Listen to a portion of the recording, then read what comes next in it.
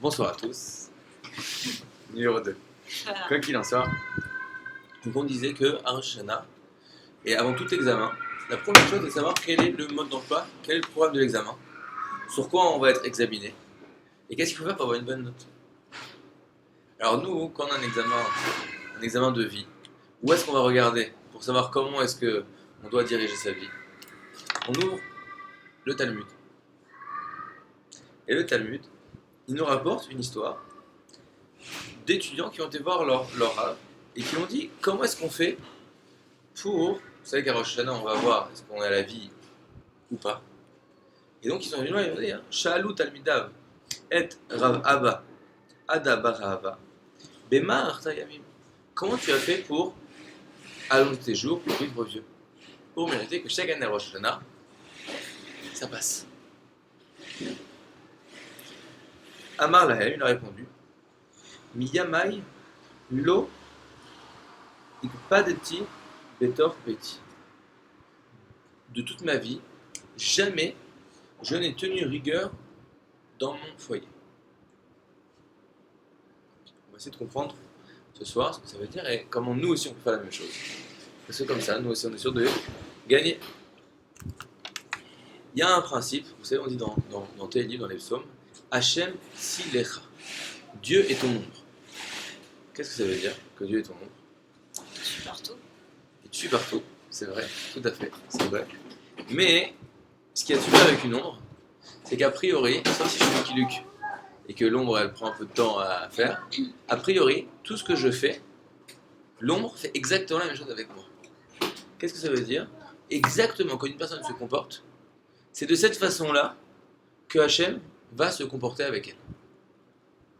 Au fond, c'est toi qui donnes le ton. Tu veux jouer à la bagarre, tu vas à la bagarre. C'est comme un jour, le Rav Metzger, il avait dit quelque chose de très joli, il racontait cette histoire d'une femme qui était qui habitait dans une paysanne. Et un jour, sa copine a dit écoute, t'as déjà 80 ans, tu pourrais te faire un kiff. Mais moi, je sais pas c'est quoi un kiff. Prends de l'argent et va dans un hôtel. Alors cette dame-là, elle va dans un hôtel. On lui loue la chambre. Elle ne comprend pas c'est quoi on loue une chambre. Elle ne sait pas s'il va y avoir d'autres personnes qui vont être avec elle dans la chambre ou pas. Bon, elle rentre dans la chambre. Et là, qu'est-ce qu'elle voit face à elle? Une autre dame. Une vieille dame. Elle dit mais c'est pas possible, j'ai payé une chambre, je savais pas. Bon, elle est là, écoute, mais elle est pas contente. Et là, qu'est-ce qu'elle voit? La femme en face d'elle lui tire la tronche. Je suis content, 2 secondes, je viens dedans, j'ai payé une chambre, j'arrive, il y a quelqu'un d'autre, et c'est elle qui est pas contente. Alors qu'est-ce qu'elle lui fait? Elle lui fait va-t'en. Et l'autre, vous savez ce qu'elle lui fait? Toi, va-t'en. Ah, mais qu'est-ce que tu fais, toi, la vieille, là? Et l'autre, vous savez ce qu'elle fait? Non, mais c'est toi, la vieille.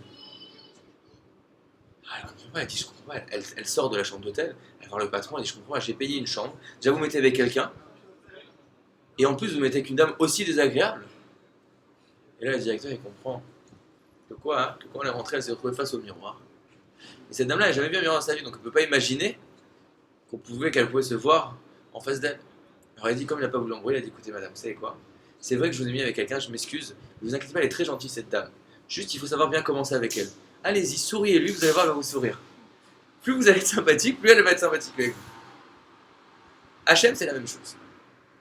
Hachem, Silecha. Comme une personne se comporte avec Hachem, comme ça, Akash Baruch Hu va se comporter avec lui. Et donc quoi? On dit la chose suivante, que si on veut que Hachem nous laisse tout passer, alors le secret pour ça, c'est de ne tenir rigueur à personne. Je laisse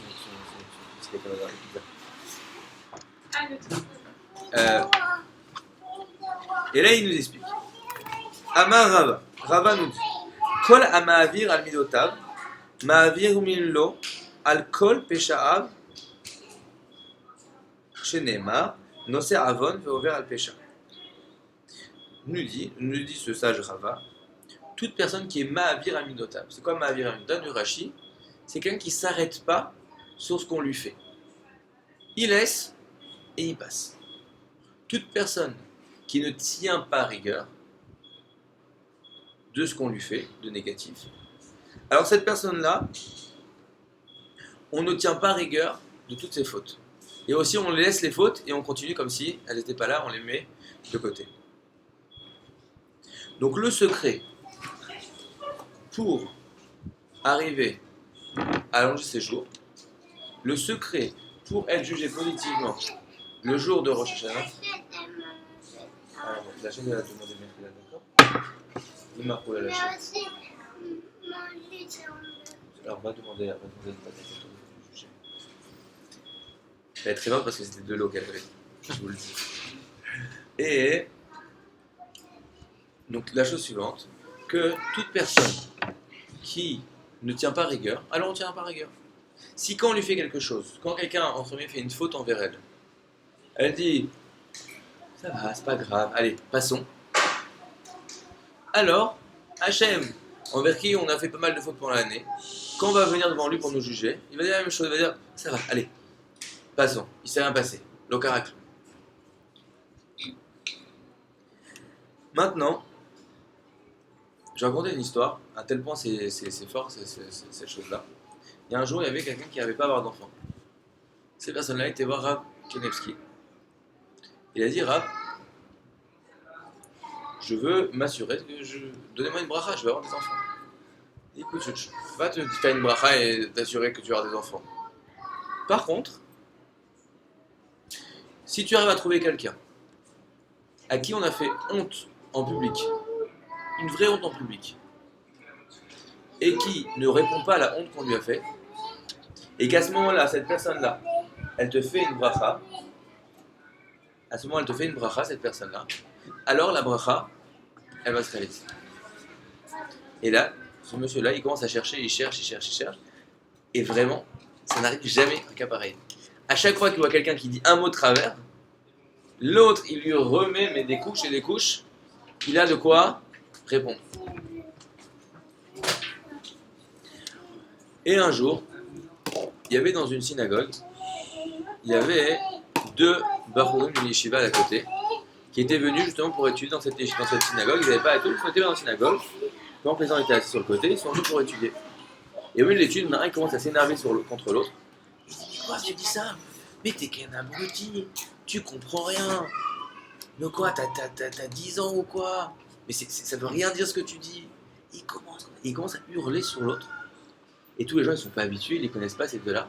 Et l'autre, il devient blanc devant tous les gens de la synagogue. L'autre est en train complètement de le massacrer devant tout. Et là, il y a le sang qui monte. D'abord, il est blanc, et après, il commence à reprendre des couleurs. Il dit, Coco, il attend le moment où il va pouvoir lui répondre. J'attends qu'il finisse. Et à ce moment-là, au moment où il va répondre, vient ce monsieur-là, il l'attrape par le bras, et il dit, je t'en prie, ne réponds pas.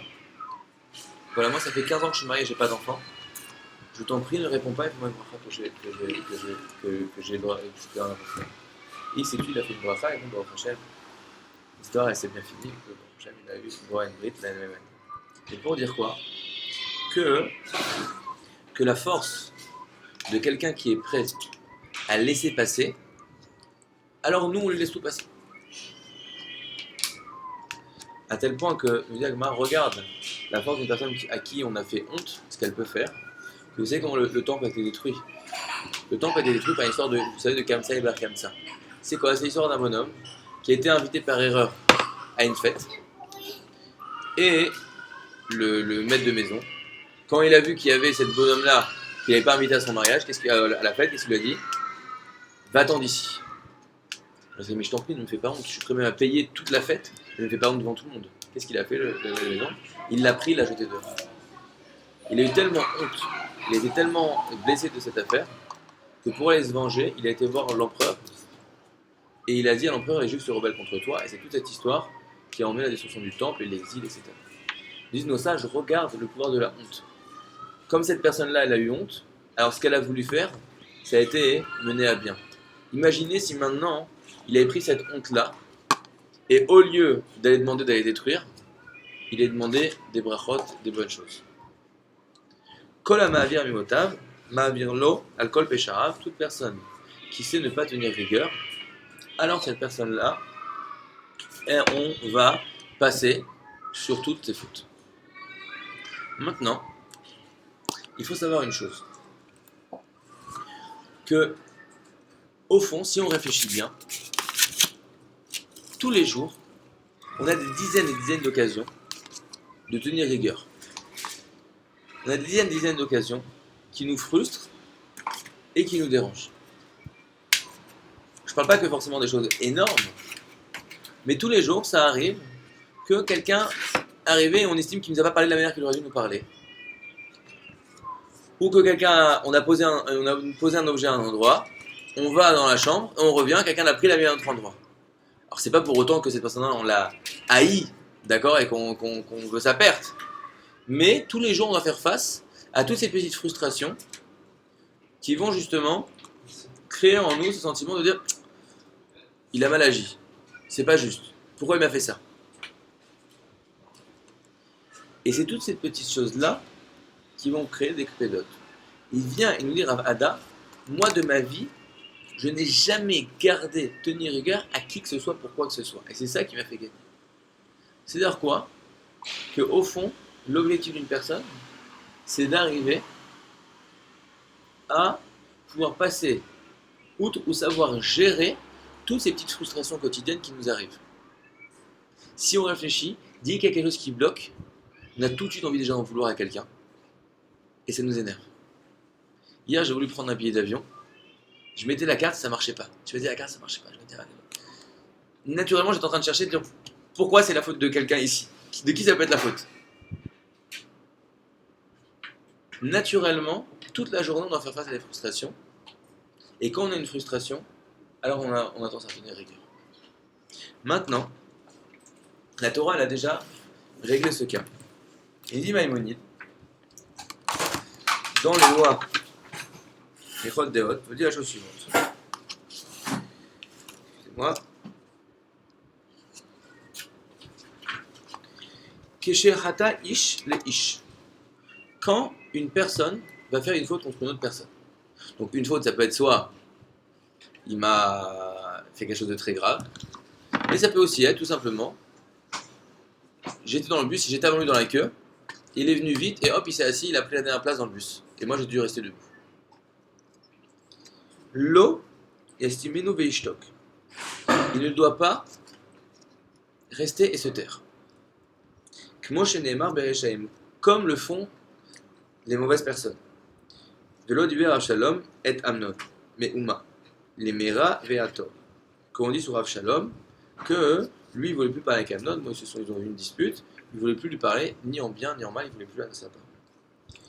Qui s'année Avshalom et Amnon parce qu'il le haïssait. Et là, mitzvah alav leodio. Et là on est dans le livre du Maïmonide, dans le Rambam, qui est un livre de Halakha. Donc il vient, il n'est pas en train de nous dire un cours de Moussar, il n'est pas en train de dire ça, il nous dit Halakha n'est pas assez. Il y a une mitzvah de Horaïta, une mitzvah de la Torah, quand quelqu'un m'a fait quelque chose de désagréable, d'aller le lui faire savoir. Pourquoi? Parce que très souvent, vous savez c'est quoi la pire des choses dans un couple et dans une relation quelconque? Il m'a fait ça et pourtant il sait bien que j'aime pas faire ça. Il sait bien que ça me met hors de moi. Il sait bien ceci, il sait bien cela. Mais au fond, l'autre, il ne savait pas du tout. Pourquoi il ne savait pas du tout? Parce que, au fond, vous avez la première épreuve dans un couple, c'est quoi? C'est que on va vivre avec quelqu'un qui a eu une vie avant de nous connaître, qui a grandi avec des parents différents des nôtres, qui a une expérience complètement différente. Et moi, je ne suis pas forcément au courant de toutes les sensibilités qu'a cette personne-là. Pourquoi? Parce que moi, je ne suis capable, au fond, de n'arriver à lire et interpréter ce qui est en train de vivre cette personne qu'à travers mon regard à moi et ma propre expérience. Imaginons, on prend un cas simple pour expliquer quelque chose de plus profond, que quand j'étais petit, j'étais au ski et je suis tombé. Et maintenant j'ai très mal à l'épaule. Ça se voit pas, mais j'ai mal à l'épaule. Vient mon ami et il me dit alors ça va Ethan? Mais pourquoi tu m'as frappé? Qu'est-ce que je t'ai fait? Mais tu sais très bien que j'ai mal à l'épaule. Mais l'autre, il n'y a absolument aucune raison de savoir que j'ai mal à l'épaule. Mais à la limite, là, moi je suis au courant que j'ai reçu un coup, que lui n'a aucune raison de le savoir, donc je lui ai dit, écoute, tu m'as fait mal, attends, tu savais pas, mais s'il te plaît, ne me fais pas comme ça parce que moi, quand j'étais petit, je suis tombé, etc. Imaginons maintenant qu'au fond, je ne suis pas tombé aussi quand j'étais petit, j'ai reçu un coup à l'âge de 2 ans. Et j'ai toujours vécu comme ça. Ça m'est jamais arrivé de taper sur les épaules des gens pour savoir si mon épaule était plus sensible que la leur. Quand il va me donner le coup qui va me faire mal, je suis même pas moi conscient que moi-même j'ai une sensibilité particulière à l'épaule. J'interprète ça, tu m'as donné un coup qui fait mal. C'est quoi cette histoire? Tu te moques de moi? T'as absolument aucun respect pour moi, tu trouves ça drôle de donner des coups aux gens? Maintenant l'autre, quand je vais lui dire ça, mais tu rigoles, je t'ai absolument rien fait. Il rentre dans un diable de sourd. Donc la première chose, nous dit le Rambam, nous avons une mitzvah de la Torah, un commandement positif, l'érodiro, de lui faire savoir qui nous a blessés.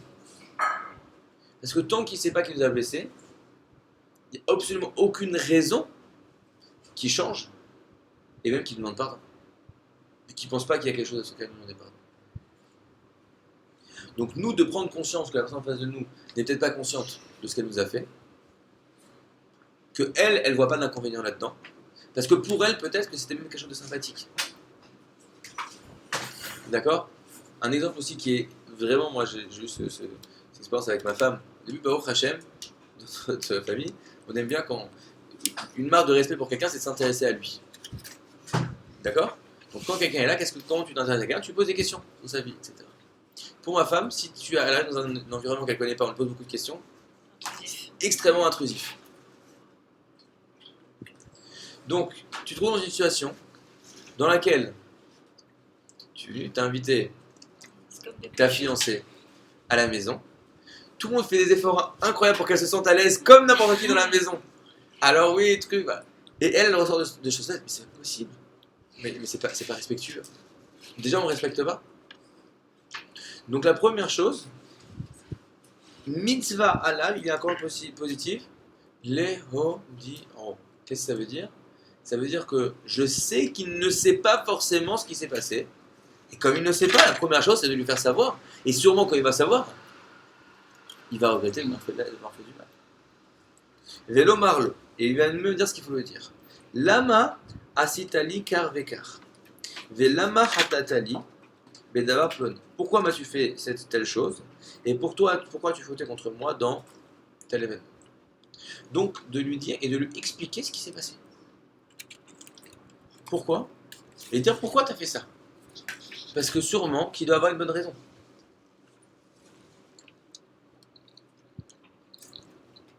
On reviendra là-dessus.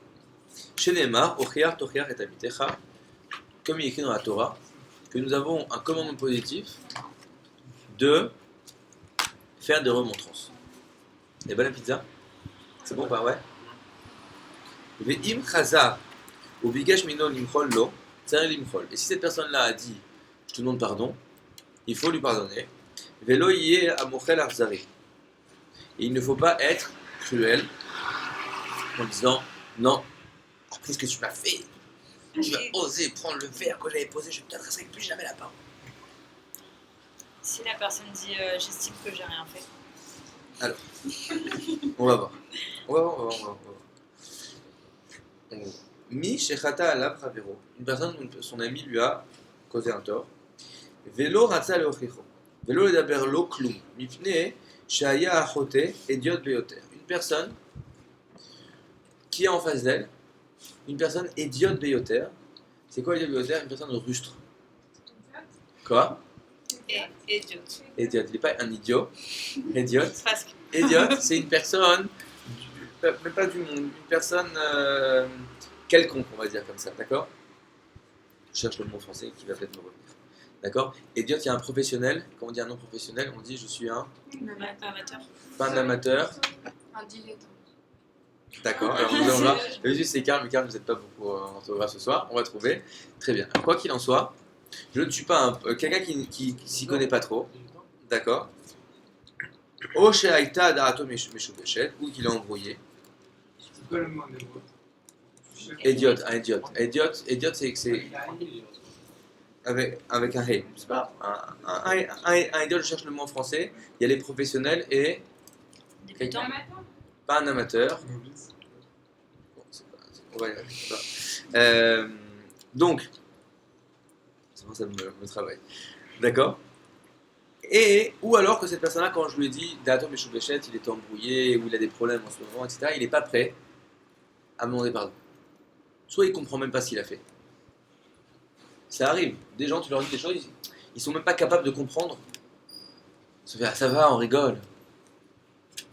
Oui, mais tu m'as dit devant mon fiancé mon fiancé, tu m'as dit que j'étais une patate. Ça va, c'est marrant d'être une patate, t'es une patate mignonne, d'accord? Je vais te tuer, d'accord? C'est pas rigolo. Alors j'ai là, ou machallo belibo. Et qu'est-ce qu'elle a dit qu'il laisse tomber? Il comprend pas. J'efface ça de mon cœur. Je pardonne. Vélo satmo, vélo chicho, are zo midat chasidut. Il ni le déteste, ni il lui a dit, tu sais, tu m'as fait ça, il n'a pas commencé d'insister. Là, ça c'est une midat chasidut, c'est un niveau même supérieur. Lo ikpida à Torah, et là, al amastama. La Torah, qu'est-ce que la Torah nous a interdit? C'est le fait de garder rancœur et de haïr une personne. Maintenant, vous savez c'est quoi? Vous savez c'est quoi? Se garder rancœur, cette haine qui est envers une personne. Écoutez bien. La Torah elle nous dit. C'est quoi la définition? Vous savez, dans la Torah, il y a une interdiction. Lotisna et achicha bivavecha. Un interdit de la Torah de haïr un juif en son cœur. Écoutez bien ça, quand je vous dis un interdit, c'est-à-dire que j'ai une copine qui a fait telle et telle chose contre moi qui m'a causé du tort. Je n'ai pas été lui dire, je dis tant pis, je veux plus lui parler. Si je reste 3 jours sans lui adresser la parole, parce que je lui en veux, j'ai transgressé l'interdit de l'otisna et achicha bidvavecha, l'interdiction de haïr quelqu'un dans son cœur, et cet interdit-là, il est exactement le même titre que manger du porc. Je suis resté 3 jours sans dire bonjour à quelqu'un, parce que je lui en veux, c'est comme si j'étais me faire un McDo. Et en admettant que deux personnes, elles ont des caractères qui sont pas du tout compatibles. Ah, attends. Et que pour le shalom, ce serait mieux qu'elles soient. Non, alors c'est pas obligé, c'est comme ma fille de 4 ans, je demande à quitter copine dans la classe. Alors elle dit avec elle dit mais c'est toutes mes copines. Elle n'est pas obligée. Alors, d'un côté, si elle me dit celle-là, c'est mes boucs émissaires, c'est pas un bon comportement. Et d'un autre côté, si elle me dit on est toutes les copines la même chose, on joue toujours ensemble, c'est-à-dire dès qu'on va faire un jeu, on est obligé d'être 32 pour faire un jeu, c'est un peu compliqué comme organisation.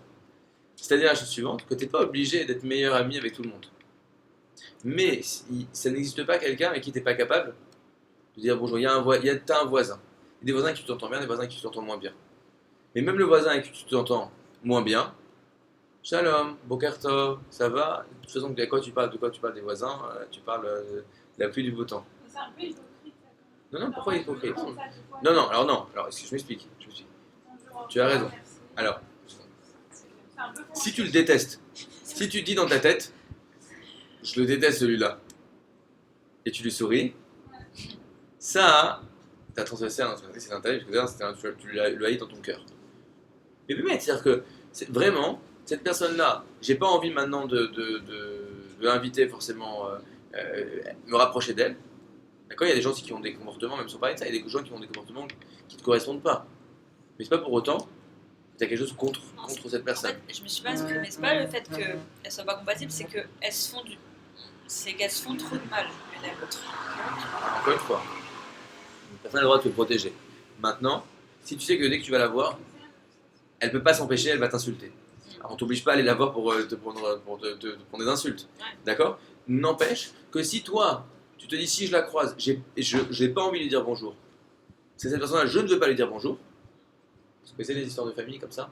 je ne lui adresse plus la parole, moi je suis cochon. Mais si c'est volontaire, le mal est fait, il est fait. Je répète. Il y a une possibilité de Oui, se protéger, de prendre ses distances, de s'organiser pour sa vie. Si quelqu'un te fait du mal, quelqu'un est dangereux, tu as le droit de te protéger de cette personne. Mais c'est pas juste, tu fais du mal comme ça, par qui. Si cette personne est mauvaise, c'est pas obligé de devenir ami avec les gens Non, pas mais bien. t'as le droit de pas l'aimer. Si tu as été, il y a certaines personnes, si tu as été et que tu as été plusieurs fois et que tu lui as dit, écoute, tu m'as fait ça, ça fait la peine que cette personne-là continue, etc. Alors, dans certains cas, si quelqu'un est un fauteur et qui ne veut pas se reprendre, alors il y a peut-être dans certains cas une possibilité. D'accord. Mais, au Hachem, toujours, vous savez, juste on va reprendre, on va continuer, mais toujours, je faisais un point dire qu'il faut pardonner.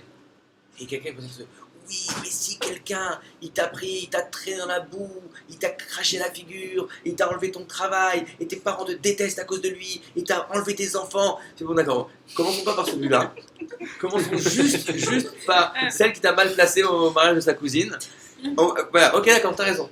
Ce cas-là, il est compliqué. Là, on va aller par étapes. D'accord. Donc il y a des exceptions à la règle. Je sais pas s'il y a des exceptions à là, mais il y a des cas qui sont plus difficiles concrètement. Commençons déjà par les cas. Quoi qu'il en soit, Si c'est des cas difficiles, disons que. il y a des règles à ça. Encore une fois, il y a une différence entre quelqu'un qui a fait vraiment une faute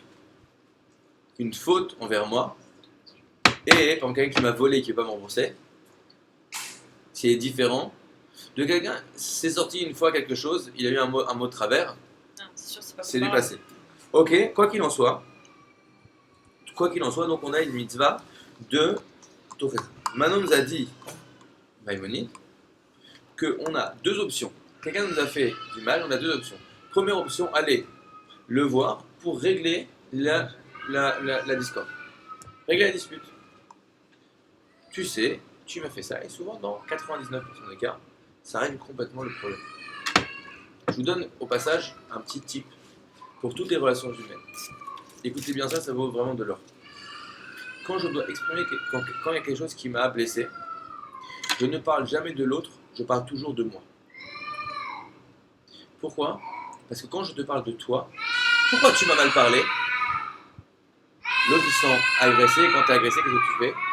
Tu te défends. Quand quelqu'un te dit pourquoi tu m'as mal parlé, qu'est-ce que tu réponds ? Parce que j'avais mal parlé, t'as vu comment toi tu m'as parlé ? Viens chérie, viens. Viens chérie. Alors lui il est un peu plus difficile que la poupée, on va essayer. Ça va facile. Très bien. Alors, on va regarder la tête. Donc, les pizzas sont remis. Qu'est-ce qu'on disait ? Pourquoi tu m'as pas Pourquoi tu m'as parlé, mais tu m'as parlé. Alors que si tu vas voir quelqu'un et tu dis, écoute, tu sais, j'ai eu beaucoup de peine. J'ai eu beaucoup de peine tout à l'heure quand tu m'as parlé comme ça. Au fond, si tu dis j'ai eu beaucoup de peine, déjà c'est beaucoup moins agressif, tu sens beaucoup moins en accusation, parce que l'autre parle de ses sentiments. Il faut être un gros lourd. Il faut dire, ah, t'as eu beaucoup de peine, alors j'aurais dû te faire encore plus de peine. Alors, c'est ça, c'est qu'il est encore vraiment méchant le bonhomme en face. Toujours parler de ses sentiments. Tu sais, j'ai du mal quand le matin, on vient et on me fait des demandes dès le matin. Tu sais, c'est désagréable pour moi qu'à 5h15, tu m'appelles 32 fois de suite pour me réveiller pour les slichot. D'accord ? Mais quand tu parles de toi, déjà ça fait 100%. Donc quand on vient voir quelqu'un, Léodio, déjà de parler de ses sentiments à soi, de son vécu, et ça fait passer les choses. Première voie. Deuxième voie possible, de ne pas aller la voir, mais c'est quoi la condition pour ça ? L'improllo belibo, de lui pardonner de façon complète dans son cœur. Maintenant, prenons la première voie. Prenons.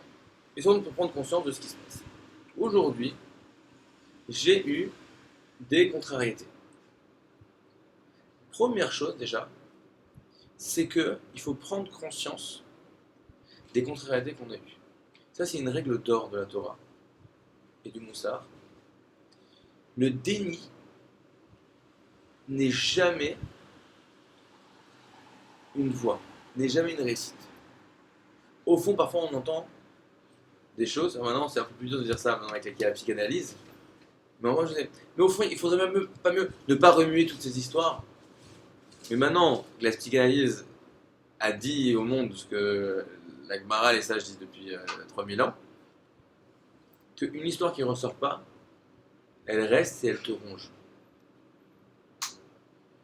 Tu ne peux pas, écoutez bien ce que nous dit Maïmonide, quand une personne nous a fait une faute, il n'y a que deux options. Ou bien d'aller le voir et de régler le problème avec lui, ou bien de faire un travail proactif, d'aller lui pardonner. Mais de laisser ça de côté dans un coin de son cœur, c'est pas une possibilité. Parce que forcément, tu arriveras à l'optisna et tu arriveras à l'interdiction de haïr ton prochain. Parce qu'au fond, si on ne se ment pas, regardez comme parfois des choses bêtes, si ça n'a pas été travaillé, comme quoi ça reste comme la crasse dans le cœur et on n'arrive pas à les enlever. Moi, il y a une fois, un monsieur qui s'occupe d'une certaine organisation, j'étais à un rendez-vous et je l'ai vu comme ça. Et c'était devant des gens importants, etc. Et je lui ai dit, ah oui, tu te souviens, on s'était rencontrés là, etc. Et devant ces gens-là importants, il m'a dit du style, ah ouais, genre t'es pas intéressant. Alors que c'était deux gens qui étaient très importants et très importants pour moi. Je vous promets, j'ai revu cette personne-là 2 ans après. Bon, je l'ai de côté, c'est pas grave. Et le soir, avant de me coucher, j'ai dit, Annie, Mochel, Vesoléar, je pardonne, etc. 2 ans plus tard, je revois ce monsieur et je me surprends comment. Je le vois tout de suite, mon regard, tac. J'ai quelque chose de négatif à dire sur lui, qui me vient dans la tête. 2 ans plus tard, qu'est-ce qu'il t'a fait? Il t'a traîné dans la boue, il t'a fait du mal. C'est pas grave. Vraiment, c'est pas grave. Mais quand on a quelque chose qui vient et qui nous pince comme ça et qu'on ne fait pas un travail pour venir travailler avec cette chose-là, qu'on ne prend pas conscience de ça, ça reste. Et ça va s'exprimer. Vous allez voir que quelqu'un qui vous a fait du mal, même si au fond c'est pas, il a fait quelque chose qui vous a dérangé, etc., vous verrez que naturellement vous aurez tendance à essayer de voir des choses négatives sur cette personne-là. Ce qui est naturel. Au fond, le fait de garder rancœur, c'est la chose la plus naturelle pour une personne. Et c'est tellement naturel qu'on n'arrive même pas à imaginer que c'est quelque chose sur lequel on peut travailler et que l'on doit travailler. N'empêche que si on ne travaille pas là-dessus, alors on arrive à transgresser un la Torah. Et surtout, on passe à côté d'un trésor incroyable qui est quoi? Qu'on nous pardonne toutes nos fautes et qu'on passe sans problème à Rosh Hashanah et Yom Kippour. Alors le travail pour élever là-dessus, il est le suivant. Déjà, la première chose, c'est d'arriver donc de prendre conscience de ce qu'on nous a fait. Tu vas de ton Mickey.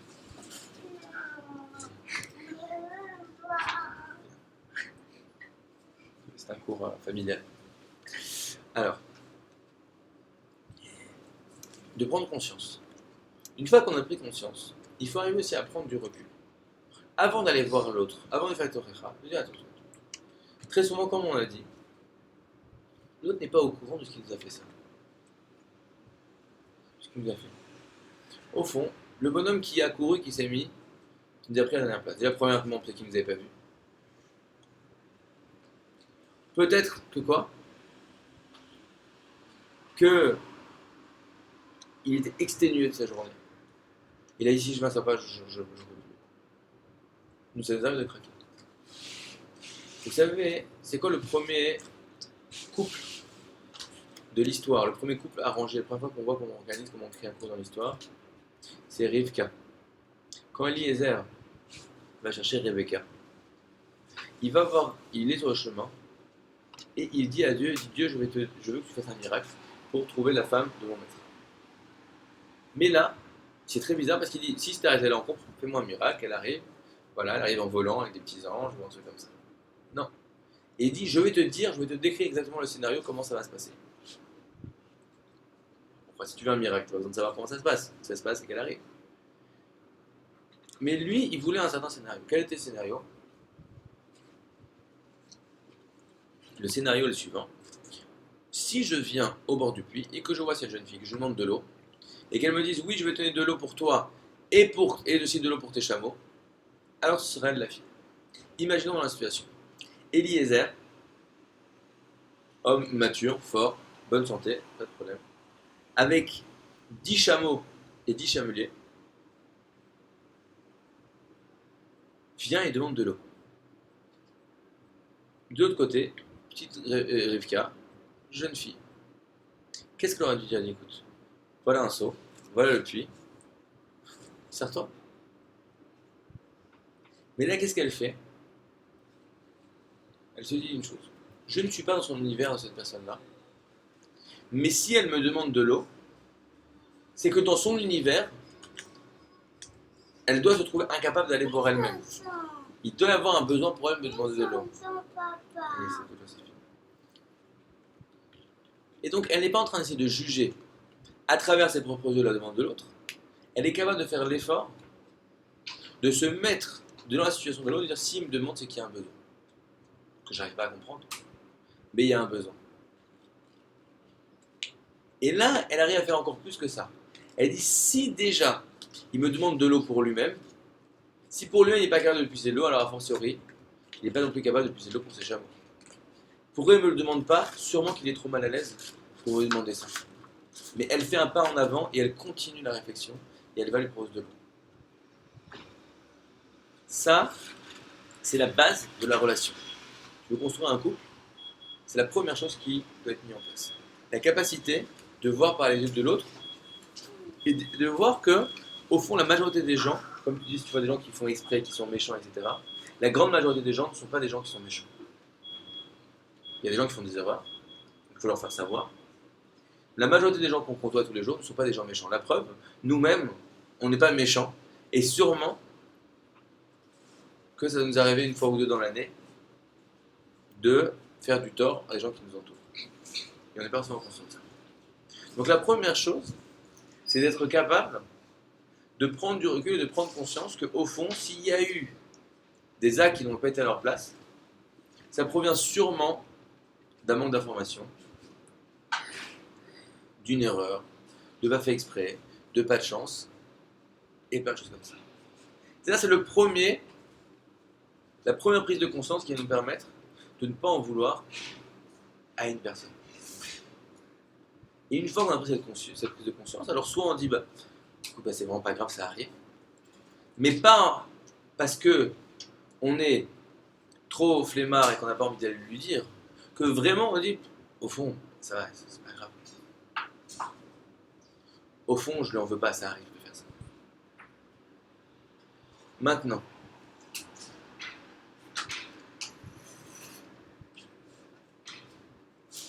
ça, une fois qu'on a fait ça, on est capable d'aller lui dire. Si on continue dans la guerre, on va lui dire, on dit, tu m'as fait ça. Je sais qu'imagine, je pense que tu ne savais pas avant, mais maintenant tu le sais, et l'autre va demander partout. Il y a un autre niveau.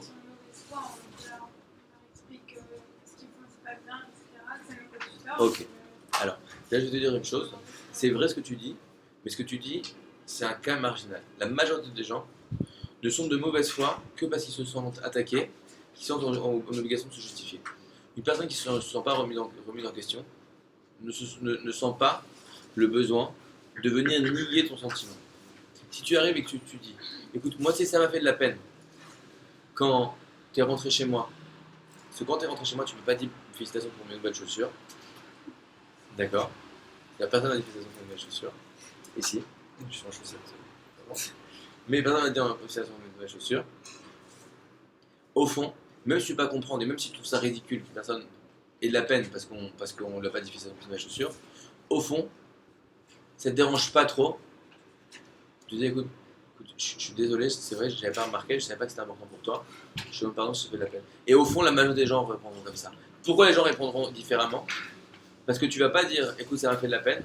Tu vas dire ouais, tu te moques de moi, tu viens chez moi, et moi j'ai des trucs, et tu remarques rien du tout, et tu t'en fiches de moi. Et là, qu'est-ce que tu as envie de lui dire? Mais c'est aussi d'être aussi égocentrique, que le monde entier doit s'intéresser à tes chaussures, et tu lui revêts une couche. D'accord? Donc, de la majorité des cas, je ne dis pas que ça ne peut pas arriver. C'est qu'il a dit si la personne elle est trop rustre ou trop embrouillée pour arriver à dire mais je suis désolé, je t'ai fait de la peine parce que je voulais pas te faire de la peine. Encore une fois, 99,99999% des gens, des fois qu'on nous fait de la peine, La personne en face n'avait pas l'intention de nous faire du mal. On n'est pas entouré de gens cyniques qui veulent nous faire du mal, ils n'ont pas que ça à faire dans leur journée de nous faire du mal. D'accord? La majorité, regardez, et encore, et ces cas-là, mettons-les de côté. La majorité des frustrations qu'on a tous les jours, ce n'est pas avec des gens qui nous font du mal. On estime que lui n'aurait pas dû faire ceci, qu'il n'aurait pas dû faire cela, qu'il aurait dû me laisser de la place, qu'il aurait dû me mettre, il aurait 15 millions de trucs. Il aurait dû me mettre en copie de cet email, il m'a pas mis en copie de cet email. Il aurait dû d'abord me demander avant d'aller faire. Il m'a pas proposé ceci, il m'a pas proposé cela. Ils m'ont pas invité pour aller déjeuner. Toute la journée. D'accord? Au fond, quand la personne ne t'a pas invité à déjeuner, c'est parce qu'elle veut dire, je veux lui montrer elle qu'elle fait pas partie de la bande. Elle a oublié. Et là tu dis, oui, mais si elle ne pense pas, ça prouve que. Non, ça prouve pas. Ça prouve pas, ça prouve que, tu sais quoi, peut-être qu'elle voulait juste aller déjeuner avec elle pour lui parler de quelque chose. Peut-être qu'elle voulait t'organiser ton anniversaire surprise. Combien de choses? D'accord? Et je suis pas en train de dire la partie juste Vévédin, quand Adam et comme c'est route, la mitzvah qu'on a, de juger les gens positivement. Que vraiment, déjà, la première chose de dire, mais attends, qu'est-ce qui s'est passé? Et si malgré cela, je me dis, non, mais moi, ça m'a fait prendre la peine, alors, je vais voir la personne, je lui dis, ça m'a fait de la peine. Elle va dire, je suis vraiment désolé. Soit elle va donner une explication, elle va même pas donner une explication, mais au fond, c'est pas grave. Parce que ce qui te fait de la peine, c'est pas de ne pas avoir été invité à déjeuner. Ce qui te fait de la peine, c'est de te sentir exclu du groupe. Quand on va dire, je suis désolé, vraiment, mon intention, c'était pas du tout exclu du groupe. Alors déjà, elle a réparé tout le problème. C'est juste ça que j'ai envie d'entendre. D'accord? Pas parce que j'ai envie de goûter le nouveau menu à 32 et si on est 8 à manger, alors on est sur 10% et donc je suis énervé. D'accord? Maintenant, il y a un autre niveau qui est encore plus grand que celui-là. Qui est un niveau, on va dire au fond, pourquoi est-ce qu'une personne tient rigueur? Quand une personne tient rigueur, c'est qu'elle est énervée. Ouais. Vous savez quelle est la source de la colère? L'orgueil. La source de la colère, c'est l'orgueil. Pourquoi? Pourquoi je me mets en colère? Parce que je me dis, comment elle a pu faire ça à moi? Alors que moi j'ai le droit à ça, avec ce que j'ai fait pour elle, avec tout ce que je suis, et elle est passée à côté de ça.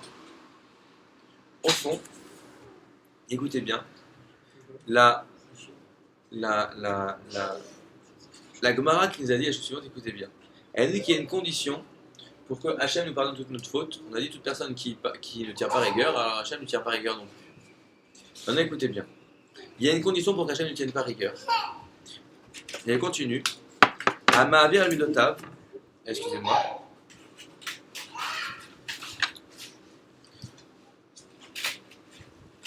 Bien chose suivante.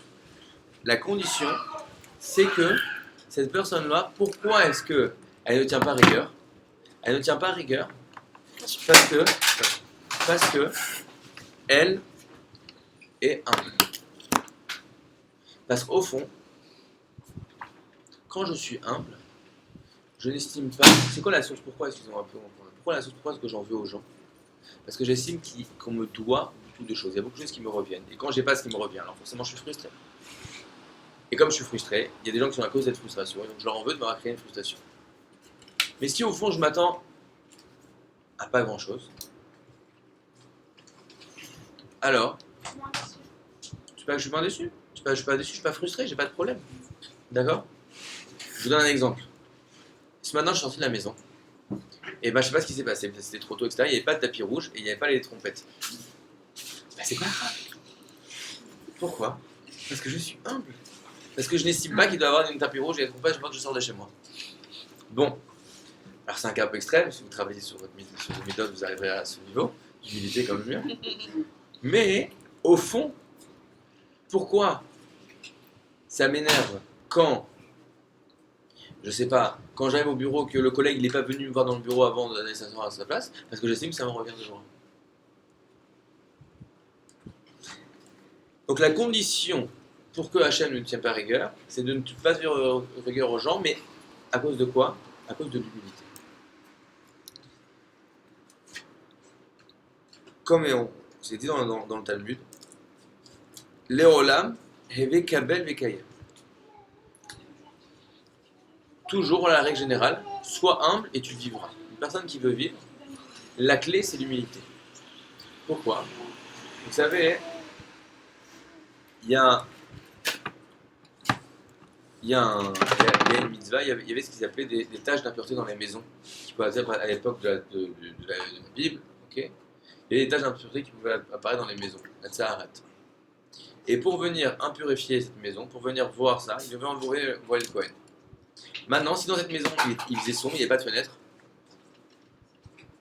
le Kohen ne pouvait pas voir les tâches.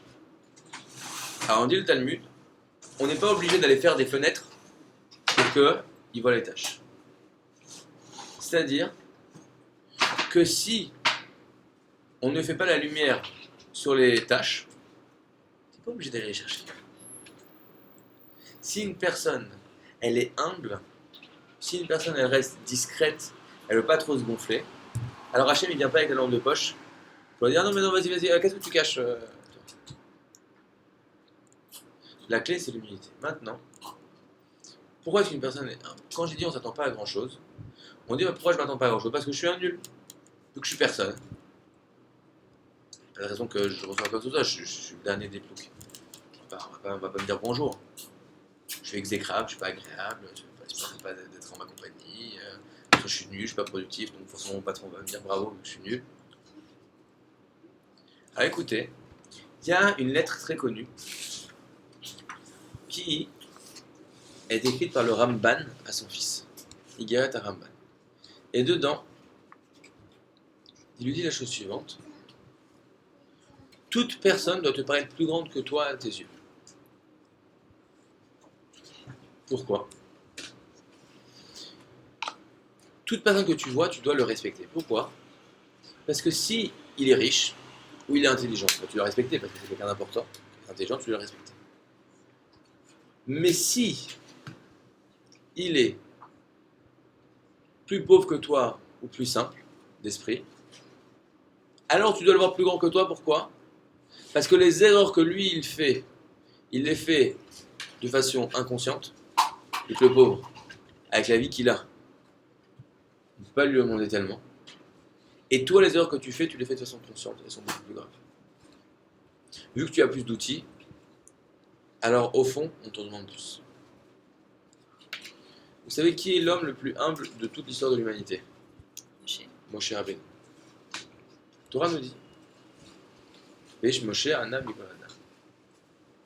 Moshe est l'homme le plus humble du monde. Maintenant, comment tu peux dire que Moshe c'est l'homme le plus humble du monde? Moshe c'est pas. C'est lui qui a été chercher la Torah, donc c'est lui le plus sage. C'est lui le maître du tout l'homme Israël.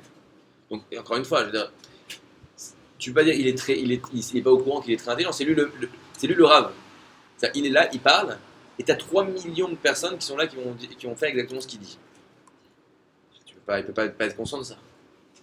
Il s'est mis en colère, donc on a dit que quand quelqu'un est en colère, c'est... Alors, il faut comprendre pourquoi il s'est mis en colère, etc. C'est une épisode très fin, qu'est-ce qui s'est passé avec Moshe qui s'est mis en colère. Et d'ailleurs, quand il s'est mis en colère, qu'est-ce qu'il a dit à Hachem? Tu rentreras pas en Israël, tu continueras pas, c'est plus toi qui vas guider le peuple juif. Quoi qu'il en soit, il faut comprendre pourquoi il s'est mis en colère, c'est pas juste que... Maintenant, comment est-ce que Moshe il peut être humble? C'est lui le roi, c'est lui le leader, c'est lui le chef, c'est lui le rave, c'est lui le plus intelligent. Il a tout ce qu'il faut de Moshe. Donc comment est-ce que Moshe peut, comment tu peux dire que Moshe est humble? Ah, exactement ce que nous a dit dans la lettre du Ramban. Au fond, être humble, c'est pas de penser que je suis moins bien que les autres. C'est quoi être humble? C'est de se dire, c'est de prendre conscience de son potentiel. De dire, écoute, Moshe, quand il voyait quelqu'un, il disait, waouh, regarde celui-là, ce qu'il a réussi à réaliser avec son potentiel. Moi, avec les outils qu'Hachem m'a donnés, si j'avais su exposer mon potentiel aussi bien que cette personne-là, je serais beaucoup plus grand. Au fond, comme on a déjà dit très souvent dans les cours, qu'on ne peut pas se jauger par rapport aux autres, on peut se jauger que par rapport au meilleur soi-même qu'on aurait pu être. La clé de la véritable humilité, ce n'est pas de nier ses capacités, c'est au contraire de prendre conscience de l'immensité de son potentiel. plus je vais prendre conscience de qui je pourrais être, plus je vais me sentir petit par rapport à moi-même, mon potentiel. Vous savez, il y a écrit dans la Torah que le peuple juif, on dit que le peuple juif sera Vehitem rak les ma'ala, et vous serez toujours en haut. Seulement, vous serez seulement en haut. Et là-dessus, le Talmud il demande Yachol Kamoni, est-ce que c'est possible que vous soyez en haut comme Hachem? Et il vient de dire non, on a écrit rak les ma'ala pour dire qu'on sera toujours un peu moins qu'Hachem. Même chose, on dit Kedushim Tiou, vous serez saints. Et là-dessus, même chose, le Talmud demande c'est possible qu'on soit saint comme Hachem? Et il dit non, Kikadosh Ani, ma sainteté, elle est au-dessus de la vôtre. Mais là-dessus, on pose une question. Comment je peux imaginer que je peux être comme Hachem? C'est imaginable. Hachem, il est infini. Les sages du Talmud, eux qui sont tellement conscients de ce que renferme le potentiel que renferme une personne, ils ont conscience que oui, j'aurais pu croire qu'on me demande d'être aussi grand qu'Hachem. Juste, Hachem nous dit non, à mon niveau, vous ne pouvez pas. Mais au fond, j'aurais pu croire. Comment j'aurais pu croire ça? Si je mets une fourmi et un géant, j'aurais pu croire de dire, le géant voit une petite fourmi et dit, tu sais, t'es grande. Elle dit quoi? Je suis aussi grand que toi? Mais non. D'accord? Pourquoi est-ce que j'aurais pu croire? Parce que vraiment, il y avait matière à croire. Les sages ont pris conscience que le potentiel d'une personne, c'est un potentiel qui est infini. La base de la construction personnelle, la base de trouver sa place, c'est déjà de prendre conscience de l'immensité de ce qu'on pourrait être. Vous savez, la naissance du peuple juif, ou à quel moment le peuple juif est né? À la sortie d'Égypte. Comment s'est passé la sortie d'Égypte?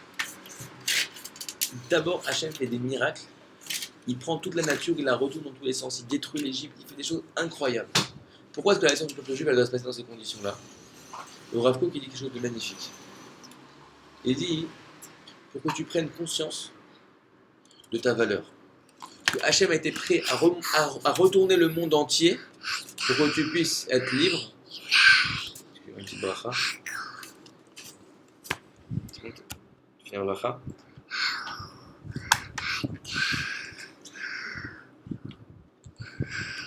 Voilà. C'était la pub. La pub pour les pizzas. Quoi qu'il en soit, la base sur laquelle tu vas pouvoir construire tout ton travail, c'est déjà de prendre conscience de l'immensité de ton potentiel. Juste après la sortie d'Égypte, qu'est-ce qu'on fait? On va passer la période du Homer, on va passer de la 49e porte d'impureté à la 49e porte de pureté, on va monter, on va commencer à faire le travail de se laver. Mais avant de se laver, il faut prendre conscience de ce que tu veux. Parce que si tu veux rien, tu n'as pas envie de t'investir. Si tu veux rien, tu ne peux pas être vraiment humble. Parce que tu te dis, bon voilà, je suis ce que je suis, c'est déjà pas mal. Mais si tu prends conscience de ta vraie valeur, tu te dis, mais je suis arrivé qu'à 1/1000e de ce que je pourrais être. Et tu te dis, mais avec ça, je suis pas en attente, je ne dois pas essayer d'attendre des choses des gens, j'ai encore beaucoup de travail. Et là, tu atteins l'humilité. Moshe, il était extrêmement grand. Mais quand il voyait quelqu'un, il disait, ah là là, si lui, il avait eu mon potentiel, il serait 10 fois plus grand que moi peut-être. Il regardait, il disait, mais ce que j'aurais pu être. C'est pas qu'il est dans une frustration tout le temps vis-à-vis de lui-même. Mais c'est que tout le temps, il prenait conscience qu'il y avait encore du chemin et qu'il fallait encore travailler. Et ça mène à l'humilité. Une fois qu'une personne prend conscience de sa grandeur, alors, Ça se mange pas ça. elle a cette capacité d'humilité et ça lui amène cette capacité de venir prendre de la distance par rapport à ce que les autres lui font. Parce que je vous dis une chose, une personne qui tient rigueur, comme on dit dans la Gemara, sa vie n'est pas une vie. On dirait en français, sa vie est un enfer. Pourquoi? Parce qu'elle est sans cesse en train de se ressasser tout ce qui s'est passé, d'avoir des comptes à rendre avec tout le monde et d'être tout le temps en manque de ce qu'elle aurait dû recevoir et qu'elle n'a pas reçu.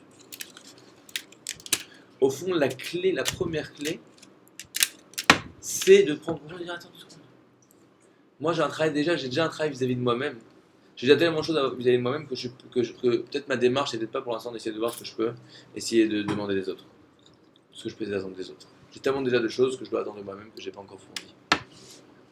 Et une fois qu'il y a cette clé qui est là, alors on ne tient pas rigueur. Et alors on peut arriver à Rosh Hashanah avec l'assurance que tout va marcher. Donc comme je vous dis, pour finir bien avec le travail de la semaine, désolé, on était assez interrompu pour ce cours, mais c'est quand même quelque chose d'essentiel. Encore une fois, on a commencé par dire la chose suivante, que on a un travail, on a un examen dans maintenant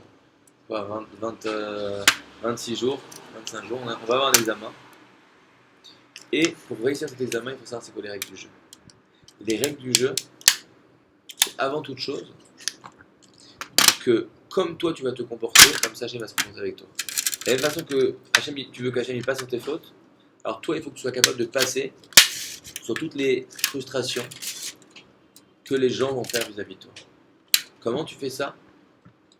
D'abord en prenant conscience que, au fond, tout ce qui se passe, que les gens font, c'est parce qu'ils ne sont pas eux-mêmes conscients qui t'ont fait du tort. Parce qu'ils étaient conscients qu'ils avaient fait du tort, bah, au fond, ils ne l'auraient pas fait. Donc souvent déjà, si tu prends bien conscience de ça, déjà après tu dis au fond, c'est pas si grave. Parce que qu'est-ce qui te fait du mal dans ce qu'on te fait? C'est pas la chose elle-même, mais c'est la projection de te dire si elle m'a fait ça, ça veut dire que, et ça te fait du mal. Une fois que tu te dis qu'en fait elle a fait ça, mais ça veut rien dire du tout, ça veut juste dire que c'est un être humain et que les êtres humains font des erreurs, au fond, c'est pas grave. Si la personne qui t'a pris la base dans le bus, elle t'avait dit écoute, je suis très fatigué, si tu veux, est-ce que ça te dérange si je m'assois? Qu'est-ce que tu leur as dit? Sûrement. Vas-y, si tu n'as pas de problème, moi je suis pas tellement fatigué, j'ai que 2 stations. Mais qu'est-ce qui t'énerve? C'est que tu dis non, il s'est assis parce qu'il n'a absolument aucune considération pour moi, parce qu'il pense qu'il est mieux. Si tu dis non, il est juste fatigué, il n'a pas pensé. Moi, c'est vrai d'être fatigué et de ne pas penser. Alors là, ça passe. Si malgré ça, tu dis non, mais ça m'a fait de la peine, ces choses-là, tu as un commandement de la Torah d'aller le voir et de lui dire tu sais, ça m'a fait de la peine quand tu fais ça et je parle de mes sentiments. J'imagine bien que tu n'as pas voulu me faire du mal, mais n'empêche, ça m'a fait du mal. Et si je ne le fais pas, va se développer en moi un sentiment de haine et je transfère ça à l'intérieur de la Torah. Maintenant, comment est-ce que je peux arriver à ce niveau de quelqu'un où réellement je ne vais pas avoir de rancœur contre les gens et vraiment je ne vais pas tenir rigueur contre tout ce qu'on me fait? Pour ça, il faut arriver à un niveau d'humilité. Mais l'humilité, elle n'est pas par la prise de conscience de mes manques, mais elle est par la prise de conscience de mon potentiel. Avant toute chose, si je suis capable de prendre conscience de ce que je dois être et de ce que je renferme en moi, alors je vais me sentir extrêmement humble par rapport à moi-même. Et ma démarche vis-à-vis des autres, elle va devenir complètement différente. Et je vous dis, c'est pas une... Comment tu prends conscience de ton potentiel et comment on sait qu'on a un potentiel? Faut étudier le mot, faut étudier. Si une personne, elle prend conscience, je te donne un exemple.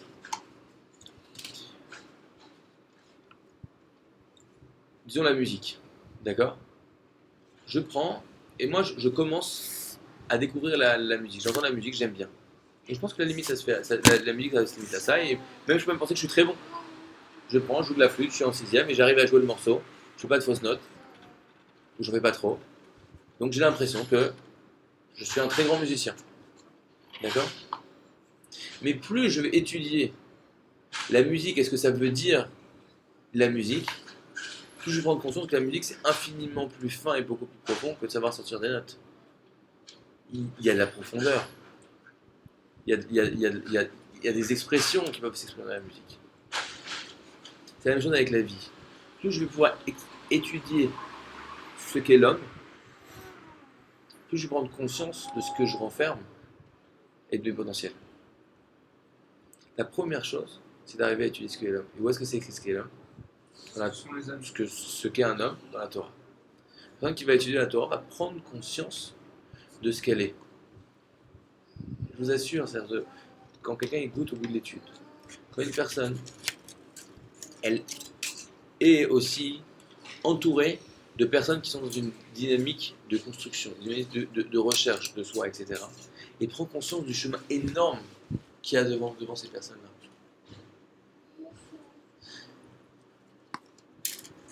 Parce qu'au fond, quand on dit pardonner, c'est pas arnaquer. C'est réellement être arrivé au fond de soi et dire vraiment j'ai effacé ça de mon cœur.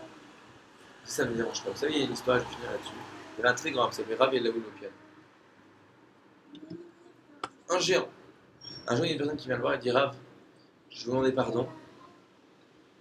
J'ai mal parlé de vous. Il a dit qu'est-ce que tu as dit? Il était un peu gênant, il a des réponses qu'il a dit. Il a dit effectivement, c'est très dur ce que tu as dit. Écoute, reviens dans 2 semaines. Je vais étudier beaucoup et j'espère que je pourrai te pardonner dans 2 semaines. L'autre il était complètement perdu, il pensait qu'il allait dire écoute, c'est pas grave, c'est un sadique. Pourquoi il a dit, et 2 semaines plus tard il est revenu, il a dit c'est bon, j'ai étudié beaucoup, je te pardonne complètement. Pourquoi? Parce que quand tu dis je te pardonne, c'est pas des mots qui sont de la bouche. Il dit, le Ravol veut quelque chose d'incroyable. Il dit quand une personne vient avant Yom Kippour, et on se pardonne tous. On dit je vous pardonne à tout le monde, Mahoul. Il dit c'est interdit de faire ça. Pourquoi c'est interdit de faire ça? Il dit ça s'appelle ce qu'il appelle Gnevat Da'at. Si tu voles une personne, pourquoi tu la voles? Parce qu'au fond, si quelqu'un dit oui, je voulais demander pardon pour ce que j'ai fait, il dit qu'est-ce que tu as fait? Viens, on va voir si je te pardonne. Comment je peux te dire je te pardonne si je ne sais même pas ce que tu m'as fait? Au fond, si je savais ce que tu m'avais fait, alors peut-être que je pourrais travailler. Et là, effectivement, c'est vrai que j'avais pas pris conscience de ça maintenant. Mais il dit oui, mais vraiment, je suis vraiment désolé d'avoir fait ça. Comme je vois que tu es désolé, je te pardonne. Au fond, en disant je te pardonne, tu empêches à l'autre la possibilité de vraiment faire le travail et que tu lui pardonnes vraiment. Mais c'est un travail. C'est un travail parce que c'est une prise de conscience. C'est pas juste des mots. Donc encore une fois, le secret pour réussir à Shana et Yom Kippour, c'est d'arriver à ne pas avoir de rancœur contre qui que ce soit. Mais ça doit provenir d'un vrai travail, d'une vraie prise de conscience. Et pas juste de dire au fond, c'est qu'une technique comme ça. Mais une fois qu'on a mis le doigt là-dessus, on a compris que c'est là qu'il faut travailler. Au fond, le travail il est pas si difficile que ça. Et les attachés, on arrivera tous, on aura chacun une très bonne année avec toutes les bonnes choses que on veut. Merci beaucoup pour votre écoute et désolé pour les interruptions.